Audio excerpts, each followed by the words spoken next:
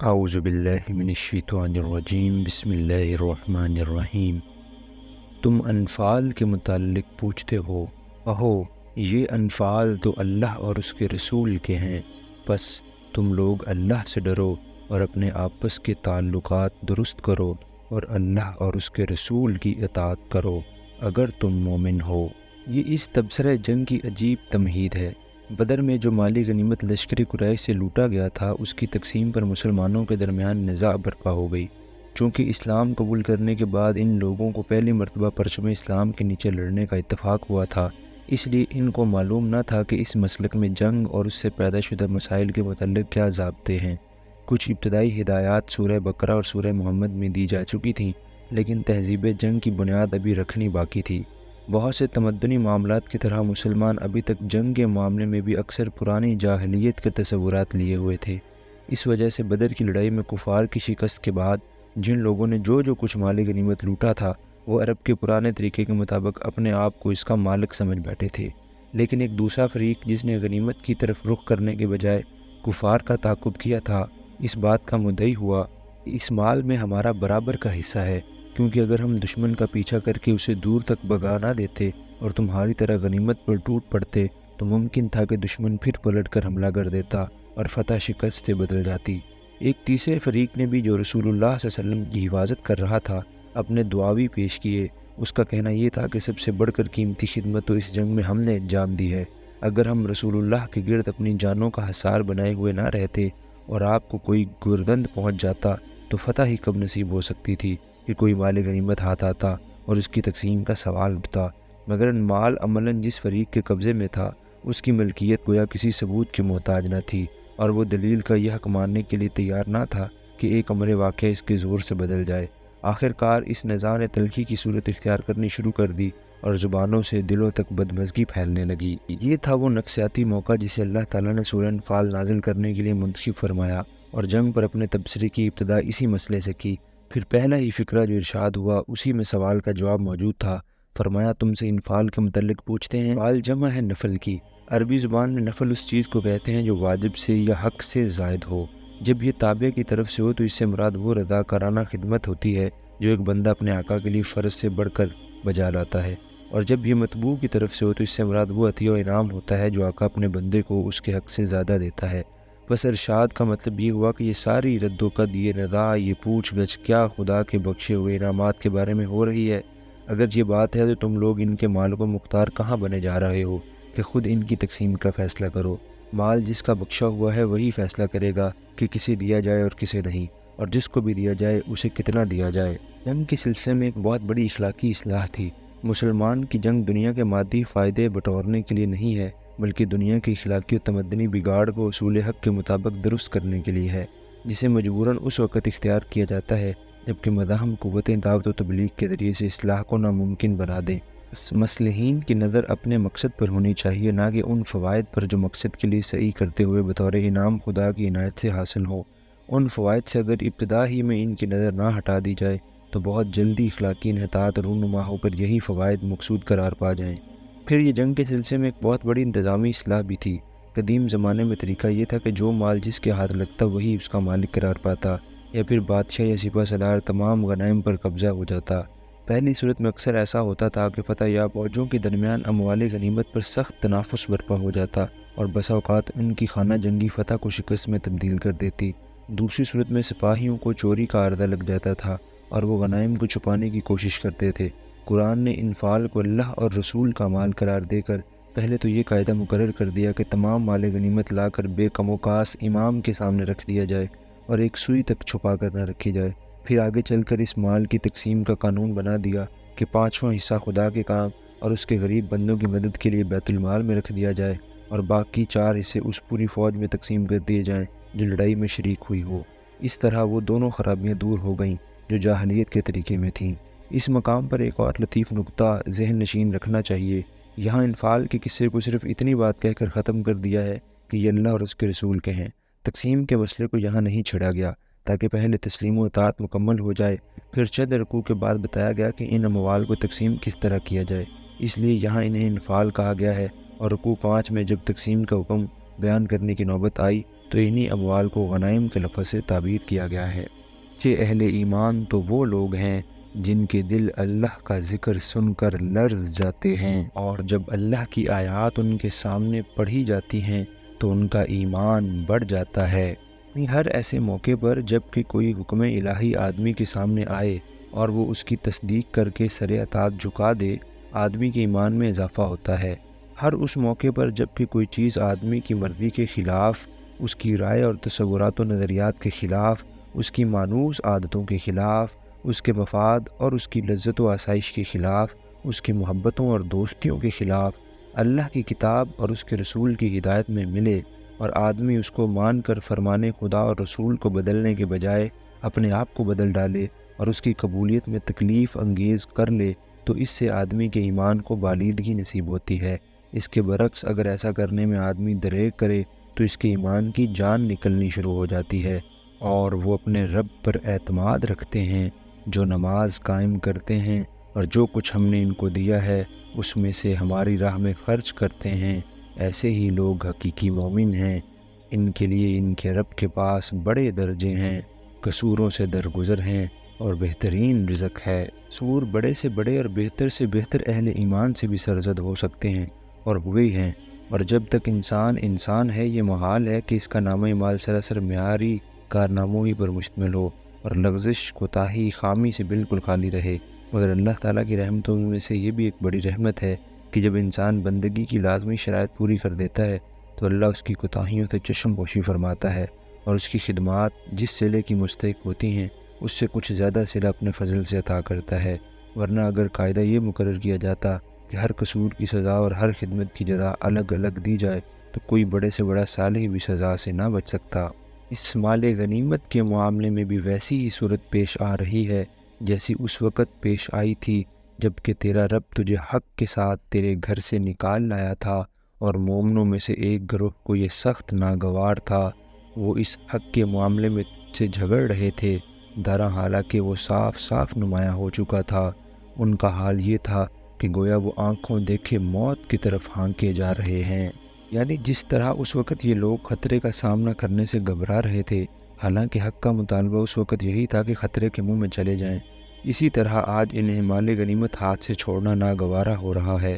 حالانکہ حق کا مطالبہ یہی ہے کہ وہ اسے چھوڑیں اور حکم کا انتظار کریں۔ دوسرا مطلب یہ بھی ہو سکتا ہے کہ اگر اللہ کی اطاعت کرو گے اور اپنے نفس کی خواہش کے بجائے رسول کا کہا مانو گے تو ویسا ہی اچھا نتیجہ دیکھو گے جیسا بھی جنگ بدر کے موقع پر دیکھ چکے ہو کہ تمہیں لشکر قریش کے مقابلے پر جانا سخت ناگوار تھا اور اسے تم ہلاکت کا پیغام سمجھ رہے تھے، لیکن جب تم نے حکم خدا اور رسول کی تعمیل کی تو یہی خطرناک کام تمہارے لیے زندگی کا پیغام ثابت ہوا۔ قرآن کا یہ ارشاد ثمناً ان روایات کی بھی تردید کر رہا ہے جو جنگ بدر کے سلسلے میں عموماً کتب سیرت و مغازی میں نقل کی جاتی ہیں، یعنی یہ کہ ابتداً نبی صلی اللہ علیہ وسلم اور مومنین قافلے کو لوٹنے کے لیے مدینے سے روانہ ہوئے تھے، پھر چند منزل آگے جا کر جب معلوم ہوا کہ قریش کا لشکر قافلے کی حفاظت کے لیے آ رہا ہے، تب یہ مشورہ کیا گیا کہ قافلے پر حملہ کیا جائے یا لشکر کا مقابلہ۔ بیان کے برعکس قرآن یہ بتا رہا ہے کہ جب نبی صلی اللہ علیہ وسلم اپنے گھر سے نکلے تھے اسی وقت یہ امر حق آپ کے پیش نظر تھا کہ قریش کے لشکر سے فیصلہ کن مقابلہ کیا جائے،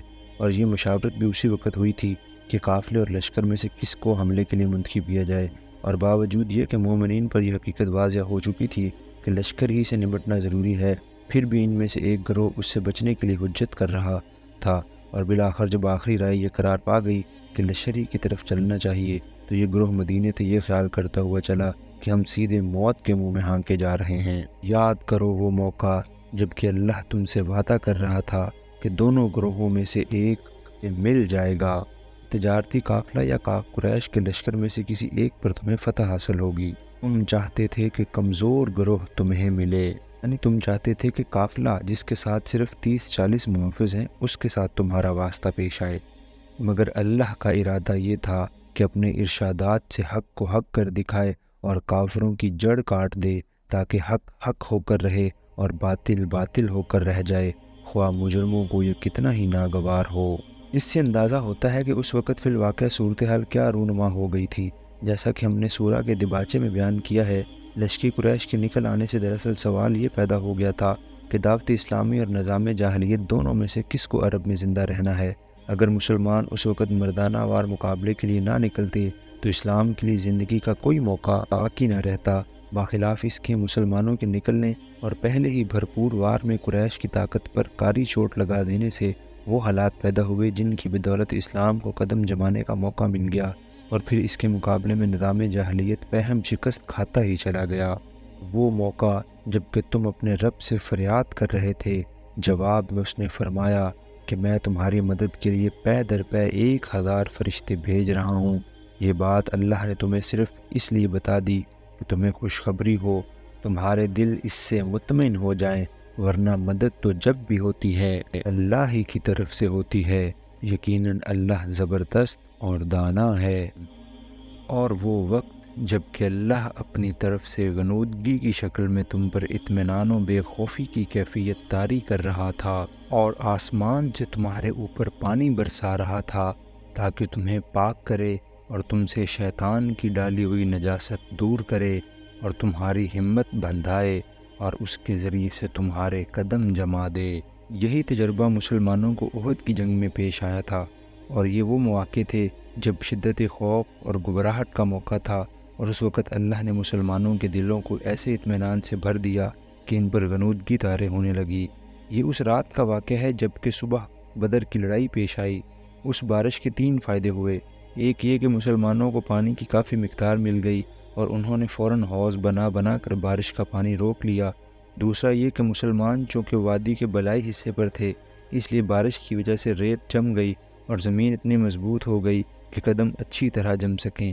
اور نقل و حرکت بآسانی ہو سکے۔ تیسرا یہ کہ لشکر کفار نشیب کی جانب تھا، اس لیے وہاں اس بارش کی بدولت کیچڑ ہو گئی اور پاؤں دھنسنے لگے۔ شیطان کی ڈالی ہوئی نجاست سے مراد وہ ہراس اور گھبراہٹ کی کیفیت تھی جس میں مسلمان ابتداً مبتلا تھے، اور وہ وقت جب کہ تمہارا رب فرشتوں کو اشارہ کر رہا تھا کہ میں تمہارے ساتھ ہوں، تم اہل ایمان کو ثابت قدم رکھو، میں ابھی ان کافروں کے دلوں میں رعب ڈالے دیتا ہوں، بس تم ان کی گردنوں پر ضرب اور جوڑ جوڑ پر چوٹ لگاؤ۔ جو اصولی باتیں ہم کو قرآن کے ذریعے سے معلوم ہیں، ان کی بنا پر ہم یہ سمجھتے ہیں کہ فرشتوں سے قتال میں یہ کام نہیں لیا گیا ہوگا کہ وہ خود حرب و ضرب کا کام کریں، بلکہ شاید اس کی صورت یہ ہوگی کہ کفار پر جو ضرب مسلمان لگائیں وہ فرشتوں کی مدد سے ٹھیک بیٹھے اور کاری لگے۔ یہ اس لیے کہ ان لوگوں نے اللہ اور اس کے رسول کا مقابلہ کیا، اور جو اللہ اور اس کے رسول کا مقابلہ کرے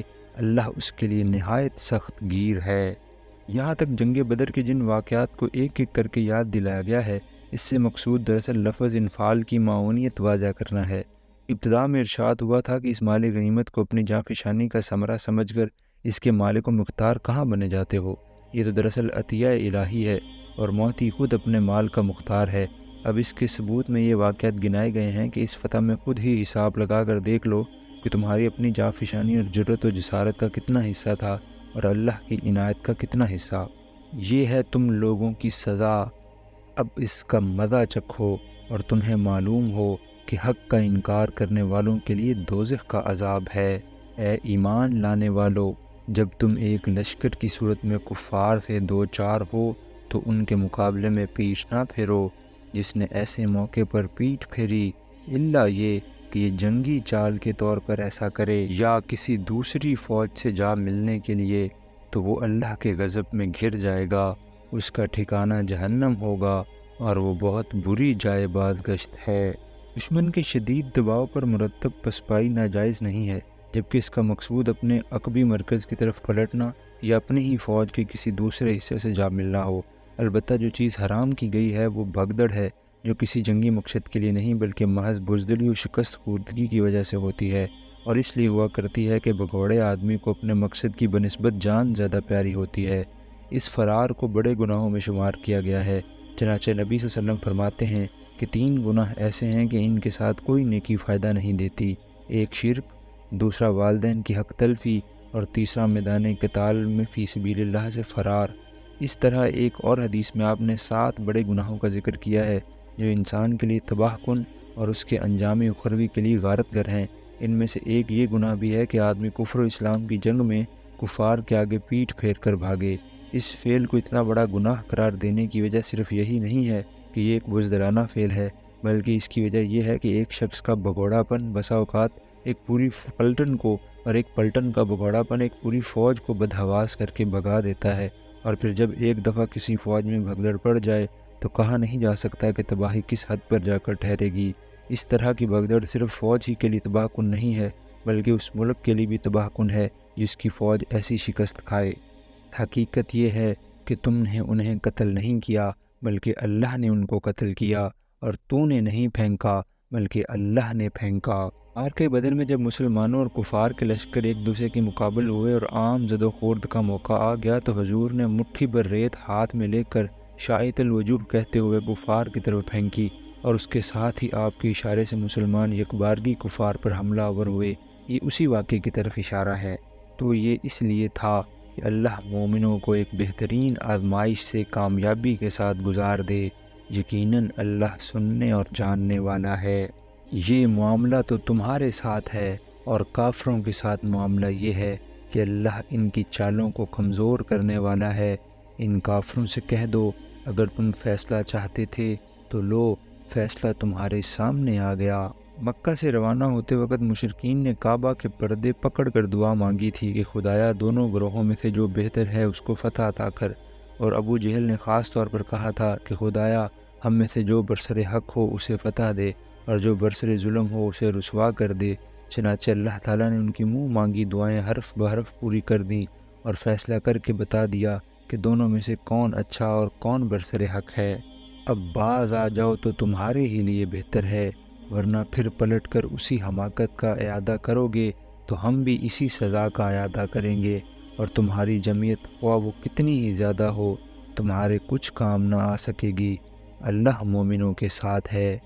اے ایمان لانے والو، اللہ اور اس کے رسول کی اطاعت کرو، اور حکم سننے کے بعد اس سے سرتابی نہ کرو۔ ان لوگوں کی طرح نہ ہو جاؤ جنہوں نے کہا کہ ہم نے سنا، حالانکہ وہ نہیں سنتے۔ یہاں سننے سے مراد وہ سننا ہے جو ماننے اور قبول کرنے کے معنی میں ہوتا ہے۔ اشارہ ان منافقین کی طرف ہے جو ایمان کا اقرار تو کرتے تھے مگر احکام کی اطاعت سے منہ موڑ جاتے تھے۔ یقیناً خدا کے نزدیک بدترین قسم کے جانور وہ بہرے گونگے لوگ ہیں جو عقل سے کام نہیں لیتے، یعنی جو حق نہ سنتے ہیں اور نہ حق بولتے ہیں، جن کے کان اور جن کے منہ حق کے لیے بہرے اور گونگے ہیں۔ اگر اللہ کو معلوم ہوتا کہ ان میں کچھ بھی بھلائی ہے تو وہ ضرور انہیں سننے کی توفیق دیتا، لیکن بھلائی کے بغیر اگر وہ ان کو سنواتا تو وہ بے رخی کے ساتھ منہ پھیر جاتے۔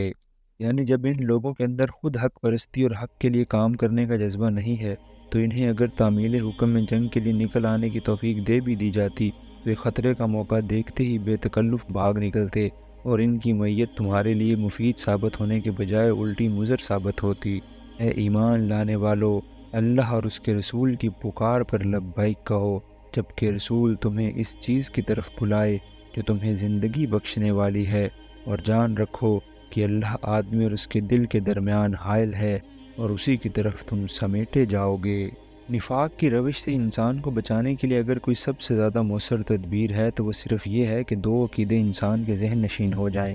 ایک یہ کہ معاملہ اس خدا کے ساتھ ہے جو دلوں کے حال تک جانتا ہے، اور ایسا رازداں ہے کہ آدمی اپنے دل میں جو نیتیں، جو خواہشیں، جو اغراض و مقاصد اور جو خیالات چھپا کر رکھتا ہے وہ بھی اس پر عیاں ہے۔ تو یہ کہ جانا بہرحال خدا کے سامنے ہی ہے، اس سے بچ کر کہیں بھاگ نہیں سکتے۔ یہ دو عقیدے جتنے زیادہ پختہ ہوں گے اتنا ہی انسان نفاق سے دور رہے گا۔ اسی لیے منافقت کے خلاف وعظ و نصیحت کے سلسلے میں قرآن ان دو عقیدوں کا ذکر بار بار کرتا ہے، اور بچو اس فتنے سے جس کی شامت مخصوص طور پر صرف انہی لوگوں تک محدود نہ رہے گی جنہوں نے تم میں سے گناہ کیا ہو۔ اس سے مراد وہ اجتماعی فتنے ہیں جو وبائے عام کی طرح ایسی شامت لاتے ہیں جس میں صرف گناہ کرنے والے ہی گرفتار نہیں ہوتے بلکہ وہ لوگ بھی مارے جاتے ہیں جو گناہ گار سوسائٹی میں رہنا گوارا کرتے رہے ہوں۔ مثال کے طور پر اس کی یوں سمجھیے کہ جب تک کسی شہر میں گندگیاں کہیں کہیں انفرادی طور پر چند مقامات پر رہتی ہیں ان کا اثر محدود رہتا ہے، اور ان سے وہ مخصوص افراد ہی متاثر ہوتے ہیں جنہوں نے اپنے جسم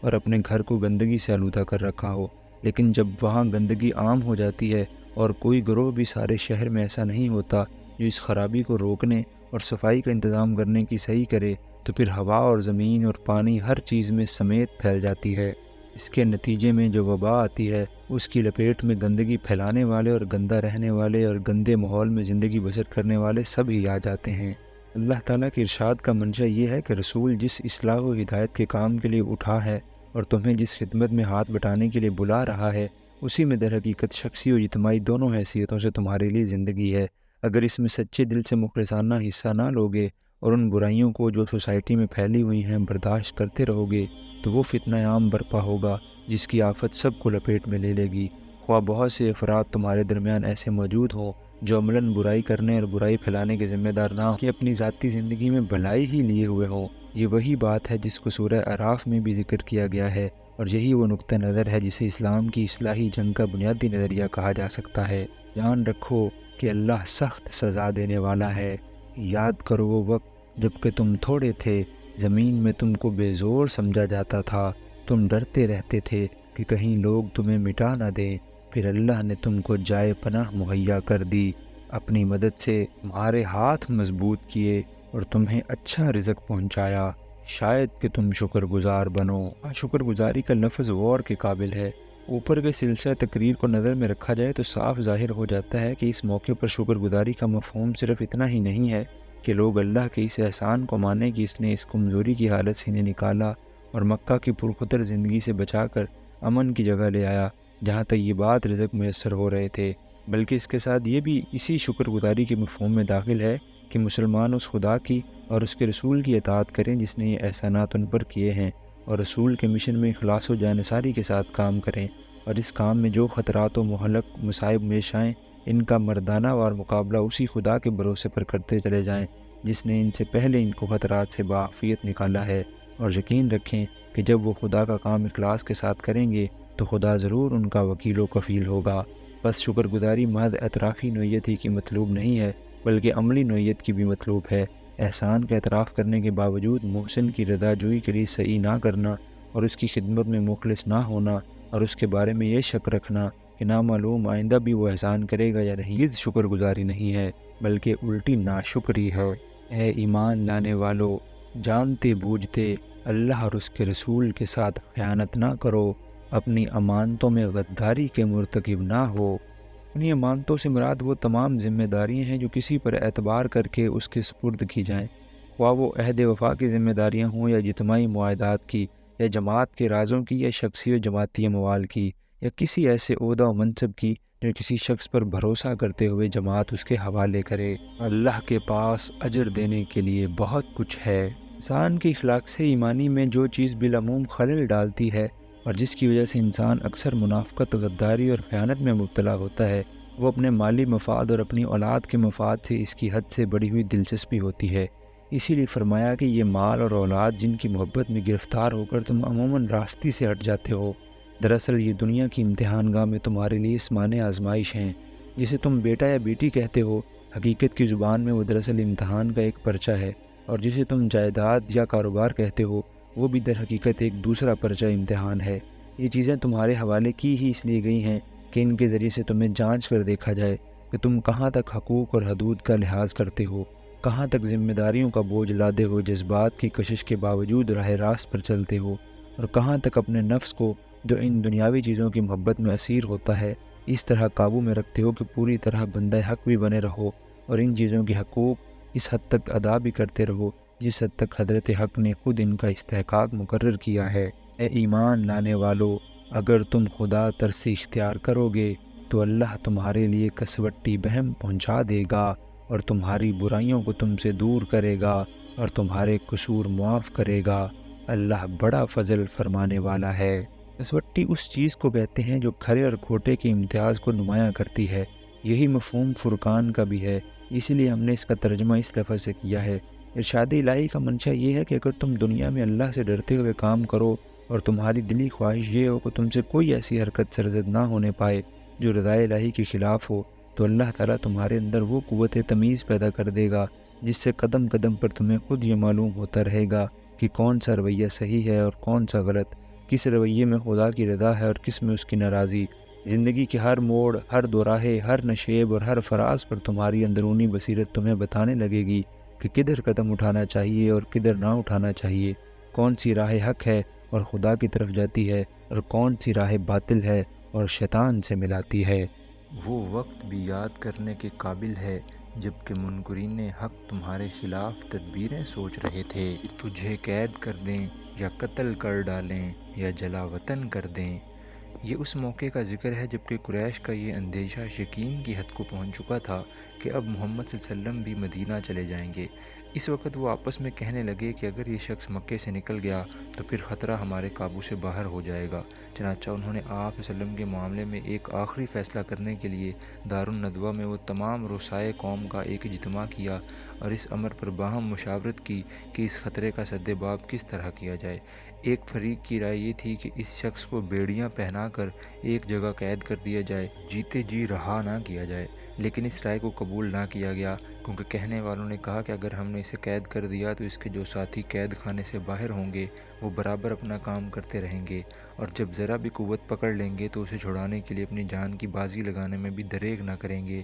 دوسرے فریق کی رائے یہ تھی کہ اسے اپنے ہاں سے نکال دو، پھر جب یہ ہمارے درمیان نہ رہے تو ہمیں اس سے کچھ بحث نہیں کہ کہاں رہتا ہے اور کیا کرتا ہے۔ بہرحال اس کے وجود سے ہمارے نظام زندگی میں خلل پڑنا تو بند ہو جائے گا، لیکن اسے بھی یہ کہہ کر رد کر دیا گیا کہ یہ شخص جادو بیان آدمی ہے، دلوں کو موہنے میں اسے بلا کا کمال حاصل ہے۔ اگر یہ یہاں سے نکل گیا تو نامعلوم عرب کے کن کن قبیلوں کو اپنا پیرو بنا لے گا اور پھر کتنی قوت حاصل کر کے قلب عرب کو اپنے اقتدار میں لانے کے لیے تم پر حملہ آور ہوگا۔ آخرکار ابو جہل نے یہ رائے پیش کی کہ ہم اپنے تمام قبیلوں میں سے ایک ایک عالی نسب تیز دست جوان منتخب کریں اور یہ سب مل کر ایک بارگی محمد پر ٹوٹ پڑیں اور اسے نعوذ باللہ قتل کر ڈالیں۔ اس طرح محمد کا خون تمام قبیلوں پر تقسیم ہو جائے گا اور بنو عبد المناف کے لیے ناممکن ہو جائے گا کہ سب سے لڑ سکیں، اس لیے مجبوراً خون بہا پر فیصلہ کرنے کے لیے راضی ہو جائیں گے۔ اس رائے کو سب نے پسند کیا، قتل کے لیے آدمی بھی نامزد ہو گئے اور قتل کا وقت بھی مقرر کر دیا گیا، حتیٰ کہ جو رات اس کام کے لیے تجویز کی گئی تھی اس میں ٹھیک وقت پر قاتلوں کا گروہ اپنی ڈیوٹی پر پہنچ بھی گیا، لیکن ان کا ہاتھ پڑنے سے پہلے نبی صلی اللہ علیہ وسلم ان کی آنکھوں میں خاک جھونک کر نکل گئے اور ان کی بنی بنائی تدبیریں عین وقت پر ناکام ہو کر رہ گئیں۔ وہ اپنی چالیں چل رہے تھے اور اللہ اپنی چال چل رہا تھا، اور اللہ سب سے بہتر چال چلنے والا ہے۔ جب ان کو ہماری آیات سنائی جاتی تھیں تو کہتے تھے کہ ہاں سن لیا ہم نے، ہم چاہیں تو ایسی ہی باتیں ہم بھی بنا سکتے ہیں، یہ تو وہی پرانی کہانیاں ہیں جو پہلے سے لوگ کہتے چلے آ رہے ہیں۔ اور وہ بات بھی یاد ہے جو انہوں نے کہی تھی کہ خدایا اگر یہ واقعی حق ہے اور تیری طرف سے ہے تو ہم پر آسمان سے پتھر برسا دے یا کوئی دردناک عذاب ہم پر لے آ۔ یہ بات وہ دعا کے طور پر نہیں کہتے تھے بلکہ چیلنج کے انداز میں کہتے تھے، یعنی ان کا مطلب یہ تھا کہ اگر واقعی یہ حق ہوتا اور خدا کی طرف سے ہوتا تو اس کے جھٹلانے کا نتیجہ یہ ہونا چاہیے تھا کہ ہم پر آسمان سے پتھر برستے اور عذاب علیم ہمارے اوپر ٹوٹ پڑتا، مگر جب ایسا نہیں ہوتا تو اس کے معنی یہ ہے کہ یہ نہ حق ہے نہ من جانب من اللہ ہے۔ اس وقت تو اللہ ان پر عذاب نازل کرنے والا نہ تھا جبکہ تو ان کے درمیان موجود تھا، اور نہ اللہ کا یہ قاعدہ ہے کہ لوگ استغفار کر رہے ہوں اور وہ ان کو عذاب دے۔ یہ ان کے اس سوال کا جواب ہے جو ان کی اوپر والی ظاہری دعا میں متضمن تھا۔ اس جواب میں بتایا گیا ہے کہ اللہ تعالیٰ نے مکی دور میں کیوں عذاب نہیں بھیجا۔ اس کی پہلی وجہ یہ تھی کہ جب تک نبی کسی بستی میں موجود ہو اور حق کی طرف دعوت دے رہا ہو اس وقت تک بستی کے لوگوں کو مہلت دی جاتی ہے اور عذاب بھیج کر قبل از وقت ان سے اصلاح پذیری کا موقع سلب نہیں کر لیا جاتا۔ اس کی دوسری وجہ یہ ہے کہ جب تک بستی میں سے ایسے لوگ پے در پے نکلتے چلے آ رہے ہوں جو اپنی سابقہ غفلت اور غلط روی پر متنبہ ہو کر اللہ سے معافی کی درخواست کرتے ہوں اور آئندہ کے لیے اپنے رویے کی اصلاح کر لیتے ہوں، اس وقت تک کوئی معقول وجہ نہیں ہے کہ اللہ تعالیٰ خواہ مخواہ اس بستی کو تباہ کر کے رکھ دے۔ البتہ عذاب کا اصلی وقت وہ ہوتا ہے جب نبی اس بستی پر حجت پوری کرنے کے بعد مایوس ہو کر وہاں سے نکل جائے یا نکال دیا جائے یا قتل کر ڈالا جائے اور وہ بستی اپنے طرز عمل سے ثابت کر دے کہ وہ کسی صالح عنصر کو اپنے درمیان برداشت کرنے کے لیے تیار نہیں ہے۔ لیکن اب کیوں نہ وہ ان پر عذاب نازل کرے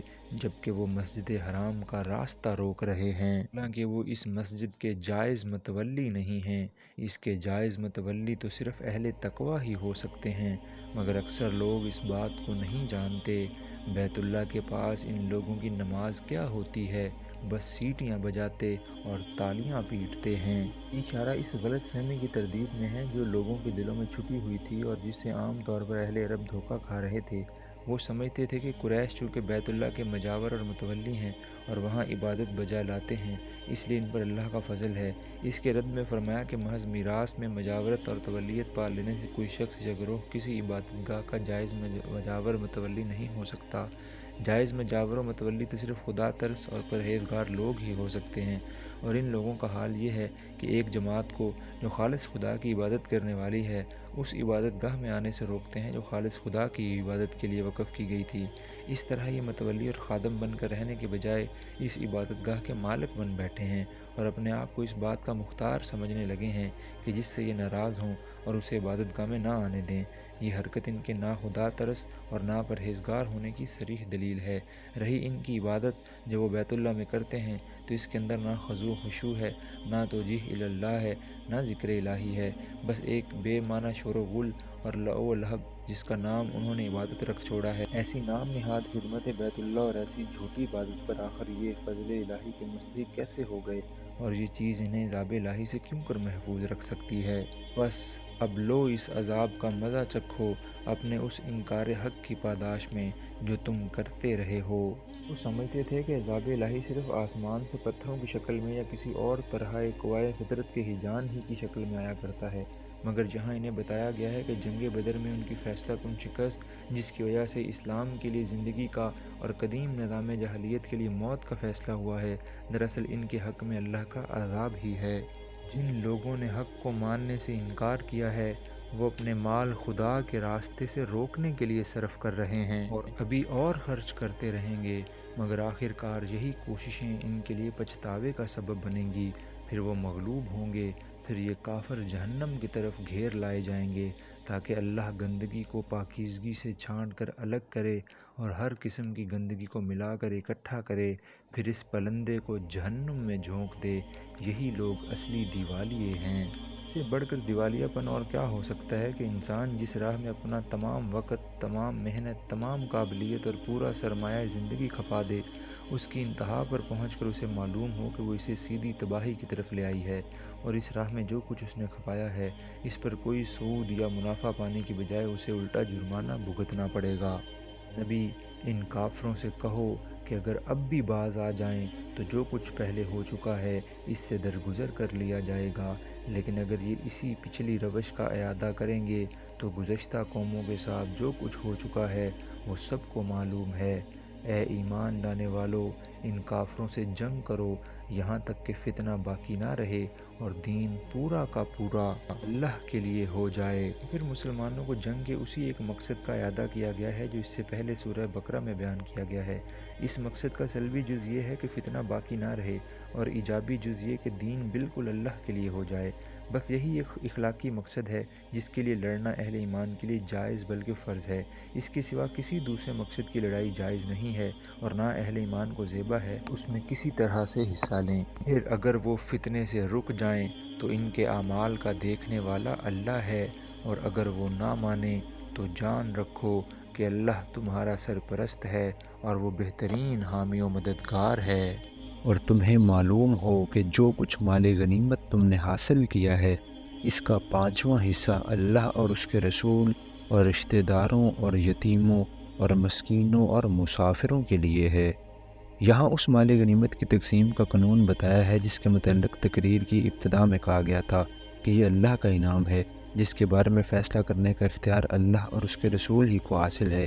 اب وہ فیصلہ بیان کر دیا گیا ہے اور وہ یہ ہے کہ لڑائی کے بعد تمام سپاہی ہر طرح کا مال غنیمت لا کر امیر یا امام کے سامنے رکھ دیں اور کوئی چیز چھپا کر نہ رکھیں۔ پھر اس مال میں سے 5واں حصہ ان اغراض کے لیے نکال لیا جائے جو آیت میں بیان ہوئی ہیں، اور باقی 4 حصے ان سب لوگوں میں تقسیم کر دیے جائیں جنہوں نے جنگ میں حصہ لیا ہو۔ چنانچہ اس آیت کے مطابق نبی صلی اللہ علیہ وسلم ہمیشہ لڑائی کے بعد اعلان فرمایا کرتے تھے کہ یہ غنائم تمہارے ہی لیے ہیں، میری اپنی ذات کا ان میں کوئی حصہ نہیں ہے بجز خمس کے، اور وہ خمس بھی تمہارے ہی اجتماعی مصالح پر صرف کیا جاتا ہے، لہٰذا ایک ایک سوئی اور ایک ایک تاگا تک لا کر رکھ دو، کوئی چھوٹی یا بڑی چیز چھپا کر نہ رکھو کہ ایسا کرنا شرمناک ہے اور اس کا نتیجہ دوزخ ہے۔ اس تقسیم میں اللہ اور رسول کا حصہ ایک ہی ہے، اور اس سے مقصود یہ ہے کہ خمس کا ایک جز علیہ کلمت اللہ اور اقامت دین حق کے کام میں صرف کیا جائے۔ رشتہ داروں سے مراد نبی صلی اللہ علیہ وسلم کی زندگی میں تو حضور ہی کے رشتہ دار تھے۔ جب آپ اپنا سارا وقت دین کے کام میں صرف فرماتے تھے اور اپنی معاش کے لیے کوئی کام کرنا آپ کے لیے ممکن نہ رہا تھا، تو لامحالہ اس کا انتظام ہونا چاہیے تھا کہ آپ کی اور آپ کے اہل و عیال اور ان دوسرے اقربا کی جن کی کفالت آپ کے ذمے تھی ضروریات پوری ہوں۔ اس لیے خمس میں آپ کے اقربا کا حصہ رکھا گیا، لیکن اس امر میں اختلاف ہے کہ حضور کی وفات کے بعد ذوی القربا کا یہ حصہ کس کو پہنچتا ہے۔ ایک گروہ کی رائے یہ ہے کہ نبی صلی اللہ علیہ وسلم کے بعد یہ حصہ منسوخ ہو گیا، دوسرے گروہ کی رائے ہے کہ حضور کے بعد یہ حصہ اس شخص کے اقربا کو پہنچے گا جو حضور کی جگہ خلافت کی خدمت انجام دے۔ تیسرے گروہ کے نزدیک یہ حصہ خاندان نبوت کے فقراء میں تقسیم کیا جاتا رہے گا۔ جہاں تک میں تحقیق کر سکا ہوں، خلفائے راشدین کے زمانے میں اسی تیسری رائے پر عمل ہوتا تھا۔ اگر تم ایمان لائے ہو اللہ پر اور اس چیز پر جو فیصلے کے روز یعنی دونوں فوجوں کی مڈ بھیڑ کے دن ہم نے اپنے بندے پر نازل کی تھی، تو یہ حصہ بخوشی ادا کرو، اللہ ہر چیز پر قادر ہے۔ یاد کرو وہ وقت جب کہ تم وادی کے اس جانب تھے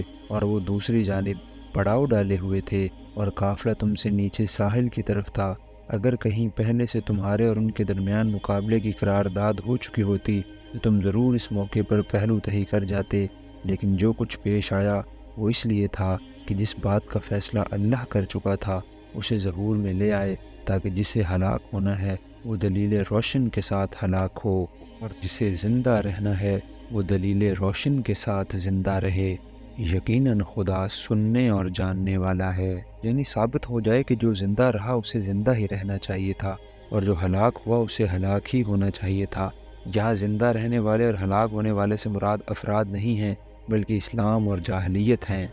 خدا سننے اور جاننے والا سے مراد ہے کہ خدا اندھا، بہرا اور بے خبر خدا نہیں ہے بلکہ دانا و بینا ہے، اس کی خدائی میں اندھا دھند کام نہیں ہو رہا ہے۔ اور یاد کرو وہ وقت جب کہ اے نبی خدا ان کو تمہارے خواب میں تھوڑا دکھا رہا تھا۔ یہ اس وقت کی بات ہے جب نبی صلی اللہ علیہ وسلم مسلمانوں کو لے کر مدینہ سے نکل رہے تھے یا راستے میں کسی منزل پر تھے اور یہ متحقق نہ ہوا تھا کہ کفار کا لشکر فی الواقع کتنا ہے۔ اس وقت حضور نے خواب میں اس لشکر کو دیکھا، اور جو منظر آپ کے سامنے پیش کیا گیا اس سے آپ نے اندازہ لگایا کہ دشمنوں کی تعداد کچھ بہت زیادہ نہیں ہے۔ یہی خواب آپ نے مسلمانوں کو سنا دیا اور اس سے ہمت پا کر مسلمان آگے بڑھتے چلے گئے۔ اگر کہیں وہ تمہیں ان کی تعداد زیادہ دکھا دیتا تو ضرور تم لوگ ہمت ہار جاتے اور لڑائی کے معاملے میں جھگڑا شروع کر دیتے، لیکن اللہ ہی نے اس سے تمہیں بچایا۔ یقیناً وہ سینوں کا حال تک جانتا ہے۔ اور یاد کرو جب کہ مقابلے کے وقت خدا نے تم لوگوں کی نگاہوں میں دشمنوں کو تھوڑا دکھایا اور ان کی نگاہوں میں تمہیں کم کر کے پیش کیا، تاکہ جو بات ہونی تھی اسے اللہ ظہور میں لے آئے، اور آخر کار سارے معاملات اللہ ہی کی طرف رجوع کرتے ہیں۔ اے ایمان لانے والو، جب کسی گروہ سے تمہارا مقابلہ ہو تو ثابت قدم رہو اور اللہ کو کثرت سے یاد کرو۔ توقع ہے کہ تمہیں کامیابی نصیب ہوگی، اور اللہ اور اس کے رسول کی اطاعت کرو اور آپس میں جھگڑو نہیں، ورنہ تمہارے اندر کمزوری پیدا ہو جائے گی اور تمہاری ہوا اکھڑ جائے گی۔ صبر سے کام لو، یقیناً اللہ صبر کرنے والوں کے ساتھ ہے۔ یعنی اپنے جذبات و خواہشات کو قابو میں رکھو، جلد بازی، گھبراہٹ، ہراس، طمع اور نامناسب جوش سے بچو، ٹھنڈے دل اور جچی تلی قوت فیصلہ کے ساتھ کام کرو۔ خطرات اور مشکلات سامنے ہوں تو تمہارے قدموں میں لغزش نہ آئے، اشتعال انگیز مواقع پیش آئیں تو غیظ و غضب کا ہیجان تم سے کوئی بے محل حرکت سرزد نہ کرانے پائے، مصائب کا حملہ ہو اور حالات بگڑتے نظر آ رہے ہوں تو اضطراب میں تمہارے حواس پراگندہ نہ ہو جائیں، حصول مقصد کے شوق سے بے قرار ہو کر یا کسی نیم پختہ تدبیر کو سرسری نظر میں کارگر دیکھ کر تمہارے ارادے شتاب کاری سے مغلوب نہ ہوں، اور اگر کبھی دنیاوی فوائد و منافع اور لذات نفس کی ترغیبات تمہیں اپنی طرف لبھا رہی ہوں تو ان کے مقابلے میں بھی تمہارا نفس اس درجے کمزور نہ ہو کہ بے اختیار ان کی طرف کھینچ جائے۔ یہ تمام مفہومات صرف ایک لفظ صبر میں پوشیدہ ہیں، اور اللہ تعالیٰ فرماتا ہے کہ جو لوگ ان تمام حیثیات سے صابر ہوں میری تائید انہی کو حاصل ہے۔ اور ان لوگوں کے سے رنگ ڈھنگ نہ اختیار کرو جو اپنے گھروں سے اتراتے اور لوگوں کو اپنی شان دکھاتے ہوئے نکلے، اور جن کی روش یہ ہے کہ اللہ کے راستے سے روکتے ہیں۔ اشارہ ہے کفار قریش کی طرف جن کا لشکر مکے سے اس شان سے نکلا تھا کہ گانے بجانے والی لونڈیاں ساتھ تھیں، جگہ جگہ ٹھہر کر رقص و سرور اور شراب نوشی کی محفلیں برپا کرتے جا رہے تھے۔ جو قبیلے اور قریے راستے میں ملتے تھے ان پر اپنی طاقت و شوکت اور اپنی کثرت تعداد اور اپنے سر و سامان کا رعب جماتے تھے اور ڈینگے مارتے تھے کہ بھلا ہمارے مقابلے میں کون سر اٹھا سکتا ہے۔ یہ تو تھی ان کی اخلاقی حالت، اور اس پر مزید لعنت یہ تھی کہ ان کے نکلنے کا مقصد ان کے اخلاق سے بھی زیادہ ناپاک تھا۔ وہ اس لیے جان و مال کی بازی لگانے نہیں نکلے تھے کہ حق اور راستے اور انصاف کا علم بلند ہو، بلکہ اس لیے نکلے تھے کہ ایسا نہ ہونے پائے اور وہ اکیلا گروہ بھی جو دنیا میں اس مقصد حق کے لیے اٹھا ہے ختم کر دیا جائے، تاکہ اس علم کو اٹھانے والا دنیا بھر میں کوئی نہ رہے۔ اس پر مسلمانوں کو متربع کیا جا رہا ہے کہ تم کہیں ایسے نہ بن جانا۔ تمہیں اللہ نے ایمان اور حق پرستی کی جو نعمت عطا کی ہے، اس کا تقاضا یہ ہے کہ تمہارے اخلاق بھی پاکیزہ ہوں اور تمہارا مقصد جنگ بھی پاک ہو۔ یہ ہدایت اسی زمانے کے لیے نہ تھی، آج کے لیے بھی ہے اور ہمیشہ کے لیے ہے۔ کفار کی فوجوں کا جو حال اس وقت تھا وہی آج بھی ہے۔ کبا خانے، آہش کے اڈے اور شراب کے پیپے ان کے ساتھ جذوے لانفق کی طرح لگے رہتے ہیں۔ خفیہ طور پر نہیں بلکہ علل اعلان نہایت بے شرمی کے ساتھ وہ عورتوں اور شراب کا زیادہ سے زیادہ راشن مانگتے ہیں، اور ان کے سپاہیوں کو خود اپنی قوم ہی سے یہ مطالبہ کرنے میں باک نہیں ہوتا کہ وہ اپنی بیٹیوں کو بڑی سے بڑی تعداد میں ان کی شہوات کا کھلونا بننے کے لیے پیش کرے۔ پھر بھلا کوئی دوسری قوم ان سے کیا امید کر سکتی ہے کہ اس کی اپنی اخلاقی گندگی کی سنڈاس بنانے میں کوئی کسر اٹھا رکھیں گے؟ رہا ان کا تکبر اور تفاخر تو ان کے ہر سپاہی اور ہر افسر کی چال ڈھال اور انداز گفتگو میں وہ نمایاں دیکھا جا سکتا ہے، اور ان میں سے ہر قوم کے مدبرین کی تقریروں میں ان کی ڈینگیں سنی جا سکتی ہیں۔ ان اخلاقی نجاستوں سے زیادہ ناپاک ان کے مقاصد جنگ ہیں۔ ان میں سے ہر ایک نہایت مکاری کے ساتھ دنیا کو یقین دلاتا ہے کہ اس کے پیش نظر انسانیت کی فلاح کے سوا اور کچھ نہیں ہے، مگر در حقیقت ان کے پیش نظر ایک فلاح انسانیت ہی نہیں باقی سب کچھ ہے۔ ان کی لڑائی کا اصل مقصد یہ ہوتا ہے خدا نے اپنی زمین میں جو کچھ سارے انسانوں کے لیے پیدا کیا ہے اس پر تنہا ان کی قوم مترصف ہو اور دوسرے اس کے چاکر اور دستگر بن کر رہیں۔ بس اہل ایمان کو قرآن کی یہ دائمی ہدایت ہے کہ ان فساق و فجار کے طور طریقوں سے بھی بچیں اور ان ناپاک مقاصد میں بھی اپنی جان و مال کھپانے سے پرہیز کریں جن کے لیے یہ لوگ لڑتے ہیں۔ جو کچھ وہ کر رہے ہیں وہ اللہ کی گرفت سے باہر نہیں ہے۔ ذرا خیال کرو اس وقت کا جبکہ شیطان نے ان لوگوں کے کرتوت ان کی نگاہوں میں خوشنما بنا کر دکھائے تھے اور ان سے کہا تھا کہ آج کوئی تم پر غالب نہیں آ سکتا، اور یہ کہ میں تمہارے ساتھ ہوں۔ مگر جب دونوں گروہوں کا آمنا سامنا ہوا تو وہ الٹے پاؤں پھر گیا اور کہنے لگا کہ میرا تمہارا ساتھ نہیں ہے، میں وہ کچھ دیکھ رہا ہوں جو تم لوگ نہیں دیکھتے۔ مجھے خدا سے ڈر لگتا ہے اور خدا بڑی سخت سزا دینے والا ہے۔ جبکہ منافقین اور وہ سب لوگ جن کے دلوں کو روگ لگا ہوا ہے کہہ رہے تھے کہ ان لوگوں کو تو ان کے دین نے خبط میں مبتلا کر رکھا ہے، یعنی مدینے کے منافقین اور وہ سب لوگ جو دنیا پرستی اور خدا سے غفلت کے مرض میں گرفتار تھے، یہ دیکھ کر کہ مسلمانوں کی مٹھی بھر بے سر و سامان جماعت قریش جیسی زبردست طاقت سے ٹکرانے کے لیے جا رہی ہے، آپس میں کہتے تھے کہ یہ لوگ اپنی دینی جوش میں دیوانے ہو گئے ہیں، اس مارکے میں ان کی تباہی یقینی ہے، مگر اس نبی نے کچھ ایسا افسون ان پر پھونک رکھا ہے کہ ان کی عقل خبط ہو گئی ہے اور آنکھوں دیکھے یہ موت کے منہ میں چلے جا رہے ہیں۔ حالانکہ اگر کوئی اللہ پر بھروسہ کرے تو یقیناً اللہ بڑا زبردست اور دانا ہے۔ کاش تم اس حالت کو دیکھ سکتے جبکہ فرشتے مقتول کافروں کی روحیں قبض کر رہے تھے، وہ ان کے چہروں اور ان کے کولہوں پر ضربیں لگاتے جاتے تھے اور کہتے جاتے تھے، لو اب جلنے کی سزا بھگتو، یہ وہ جزا ہے جس کا سامان تمہارے اپنے ہاتھوں نے پیشگی مہیا کر رکھا تھا، ورنہ اللہ تو اپنے بندوں پر ظلم کرنے والا نہیں ہے۔ یہ معاملہ ان کے ساتھ اسی طرح پیش آیا جس طرح آل فرعون اور ان سے پہلے کے دوسرے لوگوں کے ساتھ پیش آتا رہا ہے کہ انہوں نے اللہ کی آیات کو ماننے سے انکار کیا اور اللہ نے ان کے گناہوں پر انہیں پکڑ لیا۔ اللہ قوت رکھتا ہے اور سخت سزا دینے والا ہے۔ یہ اللہ کی اس سنت کے مطابق ہوا کہ وہ کسی نعمت کو جو اس نے کسی قوم کو عطا کی وہ اس وقت تک نہیں بدلتا جب تک کہ وہ قوم خود اپنے طرز عمل کو نہیں بدل دیتی، یعنی جب تک کوئی قوم اپنے آپ کو پوری طرح اللہ کی نعمت کا غیر مستحق نہیں بنا دیتی، اللہ اس سے اپنی نعمت سلب نہیں کرتا۔ اللہ سب کچھ سننے اور جاننے والا ہے۔ آل فرعون اور ان سے پہلے کی قوموں کے ساتھ جو کچھ پیش آیا وہ اسی ضابطے کے مطابق تھا۔ انہوں نے اپنے رب کی آیات کو جھٹلایا، تب ہم نے ان کے گناہوں کی پاداش میں انہیں ہلاک کیا اور آل فرعون کو غرق کر دیا۔ یہ سب ظالم لوگ تھے۔ یقیناً اللہ کے نزدیک زمین پر چلنے والی مخلوق میں سب سے بدتر وہ لوگ ہیں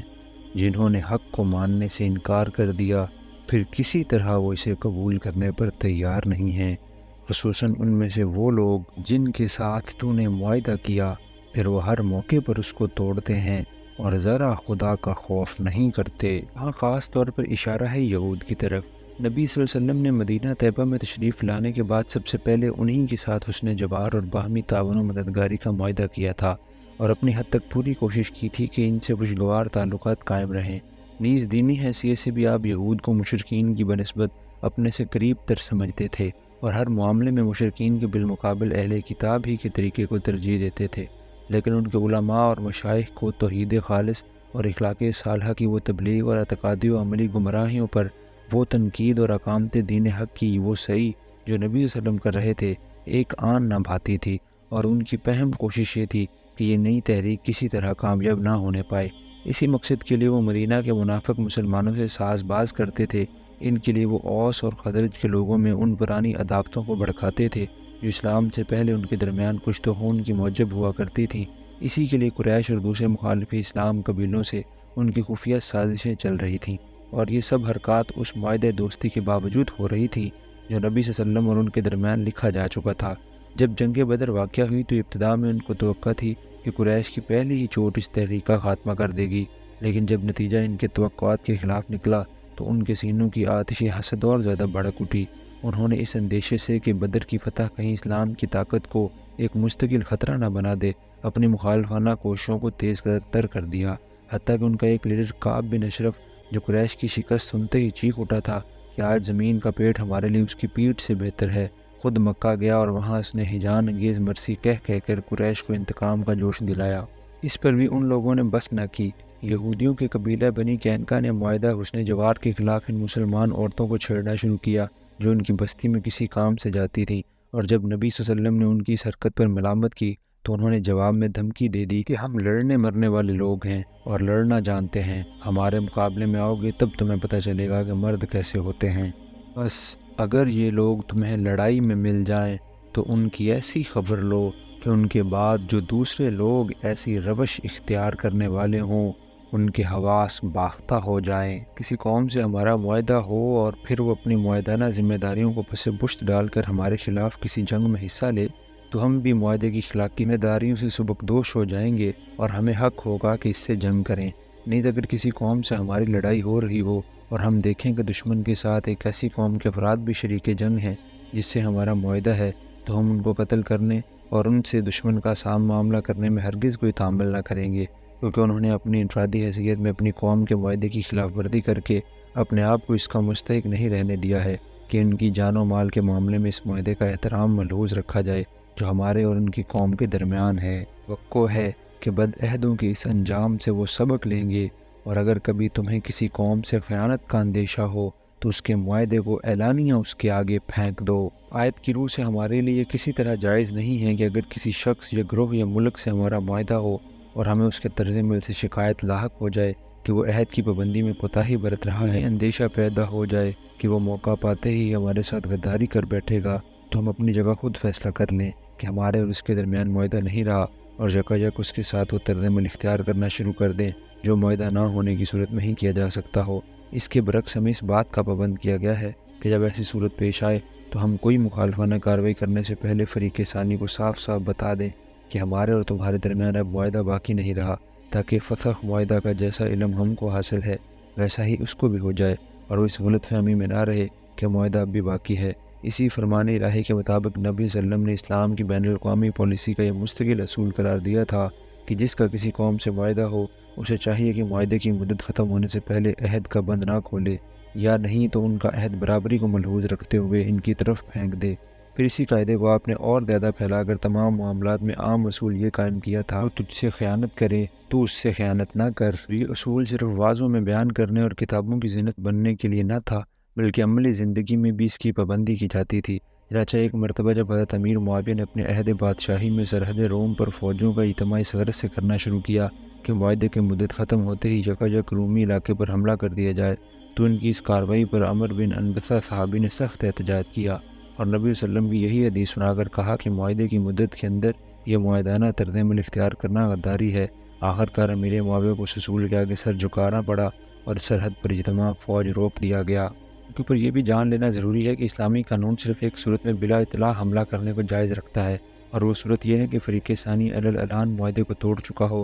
اور اس نے صریح طور پر ہمارے خلاف معاہدانہ کارروائی کی ہو۔ ایسی صورت میں یہ ضروری نہیں رہتا کہ ہم اسے آیت مذکورہ بالا کے مطابق فسخ معاہدے کا نوٹس دیں، بلکہ ہمیں اس کے خلاف بلا اطلاع جنگی کارروائی کرنے کا حق حاصل ہو جاتا ہے۔ فقہائے اسلام نے استثنائی حکم نبی صلی اللہ علیہ وسلم کی اس فعل سے نکالا ہے کہ قریش نے جب بنی قضاظہ کے معاملے میں صلح حدیبیہ کو اعلانیہ توڑ دیا تو آپ نے پھر انہیں فسخ معاہدے کا نوٹس دینے کی کوئی ضرورت نہ سمجھی، بلکہ بلا اطلاع مکے پر چڑھائی کر دی۔ لیکن اگر کسی موقع پر ہم اس قاعدے استثناء سے فائدہ اٹھانا چاہیں تو لازم ہے کہ وہ تمام حالات ہمارے پیش نظر رہیں جن میں نبی صلی اللہ علیہ وسلم نے یہ کارروائی کی تھی، تاکہ پیروی ہو تو آپ کے پورے طرز عمل کی ہو، نہ کہ کسی ایک مفید مطلب جز کی۔ یقیناً اللہ خائنوں کو پسند نہیں کرتا۔ منکرین حق اس غلط فہمی میں نہ رہیں کہ وہ بازی لے گئے، یقیناً وہ ہم کو ہرا نہیں سکتے، اور تم لوگ جہاں تک تمہارا بس چلے زیادہ سے زیادہ طاقت اور تیار بندے رہنے والے گھوڑے ان کے مقابلے کے لیے مہیا رکھو کہ اس کے ذریعے سے اللہ کے اور اپنے دشمنوں کو اور ان دوسرے اعداء کو خوف زدہ کر دو جنہیں تم نہیں جانتے مگر اللہ جانتا ہے۔ مطلب یہ ہے کہ تمہارے پاس سامان جنگ اور ایک مستقل فوج ہر وقت تیار رہنی چاہیے تاکہ بوقت ضرورت فوراً جنگی کارروائی کر سکو۔ یہ نہ ہو کہ خطرہ سر پر آنے کے بعد گھبراہٹ میں جلدی جلدی رضاکار اور اسلحہ اور سامان رسد جمع کرنے کی کوشش کی جائے، اور اس اسنا میں کہ یہ تیاری مکمل ہو دشمن اپنا کام کر جائے۔ اللہ کی راہ میں جو کچھ تم خرچ کرو گے اس کا پورا پورا بدل تمہاری طرف پلٹایا جائے گا اور تمہارے ساتھ ہرگز ظلم نہ ہوگا۔ اے نبی، اگر دشمن صلح و سلامتی کی طرف مائل ہوں تو تم بھی اس کے لیے آمادہ ہو جاؤ اور اللہ پر بھروسہ کرو، یقیناً وہی سب کچھ سننے اور جاننے والا ہے، اور اگر وہ دھوکے کی نیت رکھتے ہوں تو تمہارے لیے اللہ کافی ہے۔ بین الاقوامی معاملات میں تمہاری پالیسی بزدلانہ نہیں ہونی چاہیے، بلکہ خدا کے بھروسے پر بہادرانہ اور دلیرانہ ہونی چاہیے۔ دشمن جب گفتگو مصالحت کی خواہش ظاہر کرے، بے تکلف اس کے لیے تیار ہو جاؤ، اور صلح کے لیے ہاتھ بڑھانے میں اس راہ پر انکار نہ کرو کہ وہ نیک نیتی کے ساتھ صلح نہیں کرنا چاہتا بلکہ غداری کا ارادہ رکھتا ہے۔ کسی کی نیت بہرحال یقینی طور پر معلوم نہیں ہو سکتی۔ اگر وہ واقعی صلح ہی کی نیت رکھتا ہو تو تم قوم خواہ اس کی نیت پر شبہ کر کے خون رزق کو طویل کیوں دو، اور اگر وہ غدر کی نیت رکھتا ہو تو تمہیں خدا کے بھروسے پر بہادر ہونا چاہیے۔ صلح کے لیے بڑھنے والے ہاتھ کے جواب میں ہاتھ بڑھاؤ تاکہ تمہاری اخلاقی برتری ثابت ہو، اور لڑائی کے لیے اٹھنے والے ہاتھ کو اپنی قوت بازو سے توڑ کر پھینک دو تاکہ کبھی کوئی غدار قوم تمہیں نرم چارہ سمجھنے کی جرت نہ کرے۔ وہی تو ہے جس نے اپنی مدد سے اور مومنوں کے ذریعے سے تمہاری تائید کی، اور مومنوں کے دل ایک دوسرے کے ساتھ جوڑ دیے۔ تم روئے زمین کی ساری دولت بھی خرچ کر ڈالتے تو ان لوگوں کے دل نہ جوڑ سکتے تھے، مگر وہ اللہ ہے جس نے ان لوگوں کے دل جوڑے۔ رہے اس بھائی چارے اور الفت و محبت کی طرف جو اللہ تعالیٰ نے اہل ایمان اور اہل عرب کے درمیان پیدا کر کے ان کو ایک مضبوط جتھا بنا دیا تھا، حالانکہ اس جتھے کے افراد ان مختلف قبیلوں سے نکلے ہوئے تھے جن کے درمیان صدیوں سے دشمنیاں چلیاں آ رہی تھیں۔ وصیت کے ساتھ اللہ کا یہ فضل اوس و خزرج کے معاملے میں تو سب سے زیادہ نمایاں تھا۔ یہ دونوں قبیلے 2 ہی سال پہلے تک ایک دوسرے کے خون کے پیاسے تھے، اور مشہور جنگ بعاث کو کچھ زیادہ دن نہیں گزرے تھے جس میں اوس نے خزرج کو اور خزرج نے اوس کو گویا صفحہ ہستی سے مٹا دینے کا تہیہ کر لیا تھا۔ ایسی شدید عداوتوں کو 2-3 سال کے اندر گہری دوستی و برادری میں تبدیل کر دینا، اور ان متنافر اجزاء کو جوڑ کر ایسی ایک بنیاد مرصوص بنا دینا جیسے کہ نبی صلی اللہ علیہ وسلم کے زمانے میں اسلامی جماعت تھی، یقیناً انسان کی طاقت سے بالا تر تھا۔ دنیاوی اسباب کی مدد سے یہ عظیم الشان کارنامہ انجام نہیں پا سکتا تھا۔ بس اللہ تعالیٰ فرماتا ہے کہ جب ہماری تائید و نصرت نے یہ کچھ کر دکھایا ہے تو آئندہ بھی تمہاری نظر دنیاوی اسباب پر نہیں بلکہ خدا کی تائید پر ہونی چاہیے کہ جو کچھ کام بنے گا اسی سے بنے گا، یقیناً وہ بڑا زبردست اور دانا ہے۔ اے نبی، تمہارے لیے اور تمہارے پیرو اہل ایمان کے لیے تو بس اللہ ہی کافی ہے۔ اے نبی، مومنوں کو جنگ پر ابھارو۔ اگر تم میں سے 20 آدمی صابر ہوں تو وہ 200 پر غالب آئیں گے، اور اگر 100 آدمی ایسے ہوں تو منکرین حق میں سے 1000 آدمیوں پر بھاری رہیں گے، کیونکہ وہ ایسے لوگ ہیں جو سمجھ نہیں رکھتے۔ آج کل کی اصطلاح میں جس چیز کو قوت اخلاقی کہتے ہیں، اللہ تعالیٰ نے اسی کو فقہ و فہم اور سمجھ بوجھ سے تعبیر کیا ہے، اور یہ لفظ اس مفہوم کے لیے جدید اصطلاح سے زیادہ سائنٹیفک ہے۔ جو شخص اپنے مقصد کا صحیح شعور رکھتا ہو اور ٹھنڈے دل سے خوب سوچ سمجھ کر اس کے لیے لڑ رہا ہو، جس چیز کے لیے وہ جان کی بازی لگانے آیا ہے، وہ اس کی انفرادی زندگی سے زیادہ قیمتی ہے، اور اس کے ضائع ہو جانے کے بعد جینا بے قیمت ہے۔ بے شعوری کے ساتھ لڑنے والے آدمی سے کئی گنا زیادہ طاقت رکھتا ہے، اگرچہ جسمانی طاقت میں دونوں کے درمیان کوئی فرق نہ ہو۔ پھر جس شخص کو حقیقت کا شعور حاصل ہو، جو اپنی ہستی اور خدا کی ہستی اور خدا کے ساتھ اپنے تعلق اور حیات دنیا کی حقیقت اور موت کی حقیقت اور حیات بعد موت کی حقیقت کو اچھی طرح جانتا ہو، اور جسے حق اور باطل کی فرق اور غلبہ باطل کے نتائج کا بھی صحیح ادراک ہو، اس کی طاقت کو تو وہ لوگ بھی نہیں پہنچ سکتے جو قومیت یا وطنیت یا طبقائی نزاع کا شعور لیے ہوئے میدان میں آئیں۔ اسی لیے فرمایا گیا ہے کہ ایک سمجھ بوجھ رکھنے والے مومن اور ایک کافر کے درمیان حقیقت کے شعور اور عدم شعور کی وجہ سے فطرتاً 1 اور 10 کی نسبت ہے، لیکن یہ نسبت صرف سمجھ بوجھ سے قائم نہیں ہوتی، بلکہ اس کے ساتھ صبر کی صفت بھی ایک لازمی شرط ہے۔ اچھا، اب اللہ نے تمہارا بوجھ ہلکا کیا اور اسے معلوم ہوا کہ ابھی تم میں کمزوری ہے، پس اگر تم میں سے 100 آدمی صابر ہوں تو وہ 200 پر، اور 1000 آدمی ایسے ہوں تو وہ 2000 پر اللہ کے حکم سے غالب آئیں گے۔ اللہ ان لوگوں کے ساتھ ہے جو صبر کرنے والے ہیں۔ اس کا مطلب یہ نہیں ہے کہ پہلے 1 اور 10 کی نسبت تھی اور اب چونکہ تم میں کمزوری آ گئی ہے اس لیے 1 اور 2 کی نسبت قائم کر دی گئی ہے، بلکہ اس کا صحیح مطلب یہ ہے کہ اصولی اور معیاری حیثیت سے تو اہل ایمان اور کفار کے درمیان 1 اور 10 ہی کی نسبت ہے، لیکن چونکہ ابھی تم لوگوں کی اخلاقی تربیت مکمل نہیں ہوئی ہے اور ابھی تک تمہارا شعور اور تمہاری سمجھ بوجھ کا پیمانہ بلوغ کی حد کو نہیں پہنچا ہے، اس لیے سر دست برسبیل تنزل تم سے یہ مطالبہ کیا جاتا ہے کہ اپنے سے 2 گنی طاقت سے ٹکرانے میں تو تمہیں کوئی تامل نہ ہونا چاہیے۔ خیال رہے کہ یہ ارشاد 2 ہجری کا ہے، جبکہ مسلمانوں میں بہت سے لوگ ابھی تازہ ہی داخل اسلام ہوئے تھے اور ان کی تربیت ابتدائی حالت میں تھی۔ بعد میں جب نبی صلی اللہ علیہ وسلم کی رہنمائی میں یہ لوگ پختگی کو پہنچ گئے تو فی الواقع ان کے اور کفار کے درمیان 1 اور 10 ہی کی نسبت قائم ہو گئی۔ چنانچہ نبی صلی اللہ علیہ وسلم کے آخری عہد اور خلفۂ راشدین کے زمانے کی لڑائیوں میں بارہا اس کا تجربہ ہوا ہے۔ نبی کے لیے یہ زیبا نہیں ہے کہ اس کے پاس قیدی ہوں جب تک کہ وہ زمین میں دشمنوں کو اچھی طرح کچل نہ دے۔ تم لوگ دنیا کے فائدے چاہتے ہو، حالانکہ اللہ کے پیش نظر آخرت ہے اور اللہ غالب اور حکیم ہے۔ اگر اللہ کا نوشتہ پہلے نہ لکھا جا چکا ہوتا تو جو کچھ تم لوگوں نے لیا ہے اس کی پاداش میں تم کو بڑی سزا دی جاتی، بس جو کچھ تم نے مال حاصل کیا ہے اسے کھاؤ کہ وہ حلال اور پاک ہے، اور اللہ سے ڈرتے رہو، یقیناً اللہ درگزر کرنے والا اور رحم فرمانے والا ہے۔ اس آیت کی تفسیر میں اہل تاویل نے جو روایت بیان کی ہیں وہ یہ ہیں کہ جنگ بدر میں لشکر قریش کے جو لوگ گرفتار ہوئے تھے ان کے متعلق بعد میں مشورہ ہوا کہ ان کے ساتھ کیا سلوک کیا جائے۔ حضرت ابوبکر نے رائے دی کہ فدیہ لے کر چھوڑ دیا جائے، اور حضرت عمر نے کہا کہ قتل کر دیا جائے۔ نبی صلی اللہ علیہ وسلم نے حضرت ابوبکر کی رائے قبول کی اور فدیے کا معاملہ طے کر لیا۔ اس پر اللہ تعالیٰ نے آیات بطور عتاب نازل فرمائیں، مگر مفسرین آیت کے اس فکرے کی کوئی معقول تعویل نہیں کر سکے کہ اگر اللہ کا نوشتہ پہلے نہ لکھا جا چکا ہوتا۔ وہ کہتے ہیں کہ اس سے مراد تقدیر الہی ہے، یا یہ کہ اللہ تعالیٰ پہلے ہی یہ ارادہ فرما چکا تھا کہ مسلمانوں کے لیے غنائم کو حلال کر دے گا، لیکن یہ ظاہر ہے کہ جب تک وہی تشریح کے ذریعے سے کسی چیز کی اجازت نہ دی گئی ہو اس کا لینا جائز نہیں ہو سکتا۔ نبی صلی اللہ علیہ وسلم سمیت پوری اسلامی جماعت اس تعویل کی روح سے گناہ گار قرار پاتی ہے، اور ایسی تعویل کو اخبار احاد کے اعتماد پر قبول کر لینا ایک بڑی ہی سخت بات ہے۔ میرے نزدیک اس مقام کی صحیح تفسیر یہ ہے کہ جنگ بدر سے پہلے سورہ محمد میں جنگ کے متعلق جو ابتدائی ہدایات دی گئی تھیں ان میں یہ ارشاد ہوا تھا کہ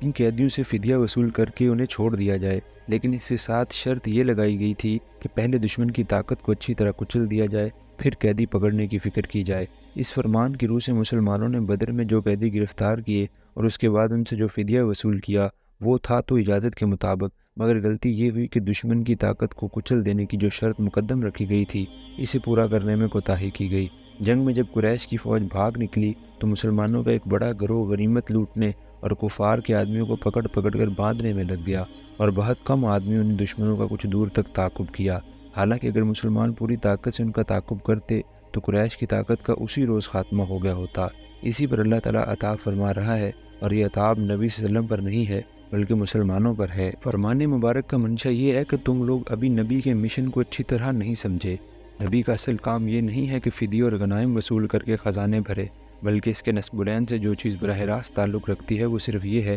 کفر کی طاقت ٹوٹ جائے، مگر تم لوگوں پر بار بار دنیا کا لالچ غالب ہو جاتا ہے۔ پہلے دشمن کی اصل طاقت کے بجائے قافلے پر حملہ کرنا چاہا، پھر دشمن کا سر کچلنے کے بجائے غنیمت لوٹنے اور قیدی پکڑنے میں لگ گئے، پھر غنیمت پر جھگڑنے لگے۔ اگر ہم پہلے فدیہ وصول کرنے کی اجازت نہ دے چکے ہوتے تو اس پر تمہیں سخت سزا دیتے۔ خیر، اب جو کچھ تم نے لے لیا وہ کھا لو، مگر آئندہ ایسی روش سے بچتے رہو جو خدا کے نزدیک ناپسندیدہ ہے۔ اس وقت مجاہدین اسلام مالی غنیمت لوٹنے اور کفار کے آدمیوں کو پکڑ پکڑ کر باندھنے میں لگے ہوئے تھے۔ نبی صلی اللہ علیہ وسلم نے دیکھا کہ حضرت سعد بن معاذ کے چہرے پر کچھ کراہت کے آثار ہیں۔ حضور نے ان سے دریافت فرمایا کہ اے سعد، معلوم ہوتا ہے کہ لوگوں کی یہ کارروائی تمہیں پسند نہیں آ رہی ہے۔ انہوں نے عرض کیا، جی ہاں یا رسول اللہ، یہ پہلا معرکہ ہے جس میں اللہ تعالیٰ نے اہل شرک کو شکست دلوائی ہے۔ اس موقع پر انہیں قیدی بنا کر ان کی جانیں بچا لینے سے زیادہ بہتر یہ تھا کہ ان کو خوب کچل ڈالا جاتا۔ اے نبی، تم لوگوں کے قبضے میں جو قیدی ہیں ان سے کہو، اگر اللہ کو معلوم ہوا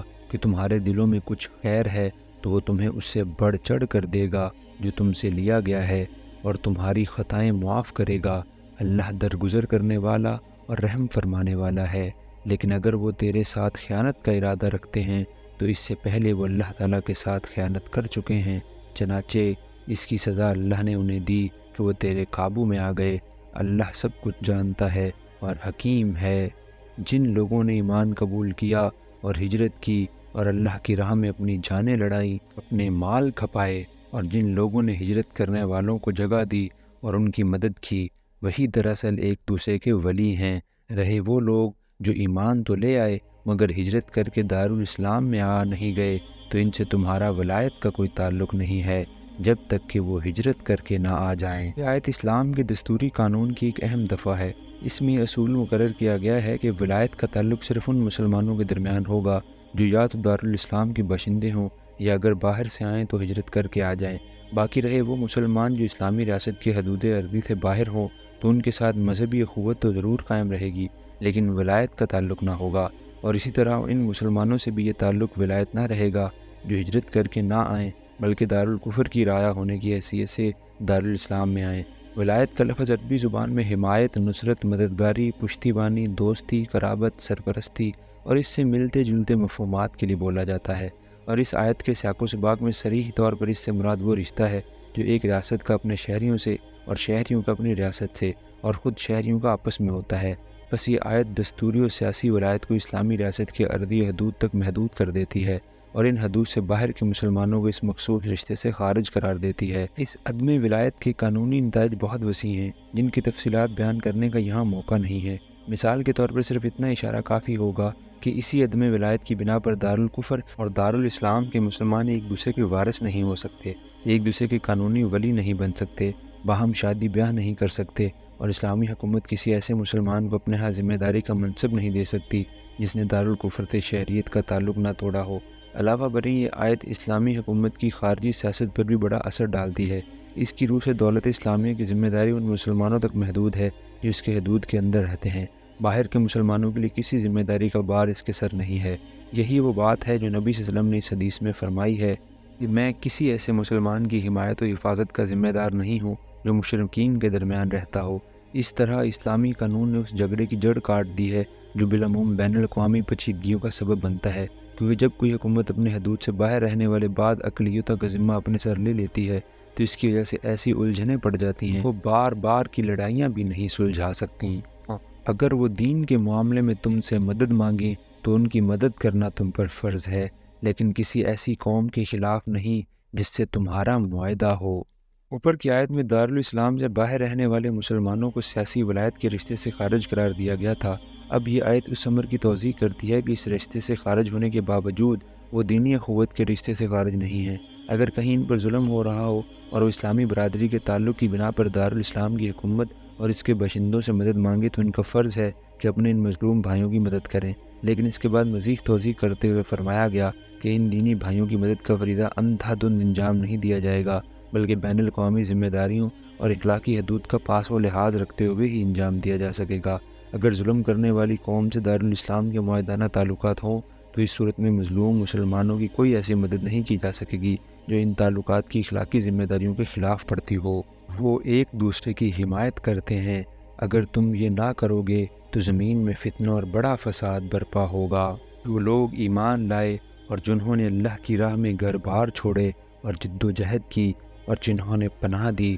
اور مدد کی، وہی سچے مومن ہیں۔ ان کے لیے خطاؤں سے درگزر ہے اور بہترین رزق ہے۔ اور جو لوگ بعد میں ایمان لائے اور ہجرت کر کے آ گئے اور تمہارے ساتھ مل کر جد و جہد کرنے لگے، وہ بھی تم ہی میں شامل ہیں، مگر اللہ کی کتاب میں خون کے رشتہ دار ایک دوسرے کے زیادہ حقدار ہیں۔ یقیناً اللہ ہر چیز کو جانتا ہے۔ بات یہ ہے کہ اسلامی بھائی چارے کی بنا پر میراث قائم نہ ہوگی اور نہ وہ حقوق جو نسب اور مصاہرت کے تعلق کی بنا پر عائد ہوتے ہیں۔ دینی بھائیوں کو ایک دوسرے کے معاملے میں حاصل ہوں گے۔ جن امور میں اسلامی تعلق کے بجائے رشتہ داری کا تعلق ہی قانونی حقوق کی بنیاد رہے گا۔ یہ ارشاد اس بنا پر فرمایا گیا ہے کہ ہجرت کے بعد نبی صلی اللہ علیہ وسلم نے مہاجرین اور انصار کے درمیان جو مواخات کرائی تھی، اس کی وجہ سے بعد لوگ یہ خیال کر رہے تھے کہ یہ دینی بھائی ایک دوسرے کے وارث بھی ہوں گے۔ صدق اللہ العظیم۔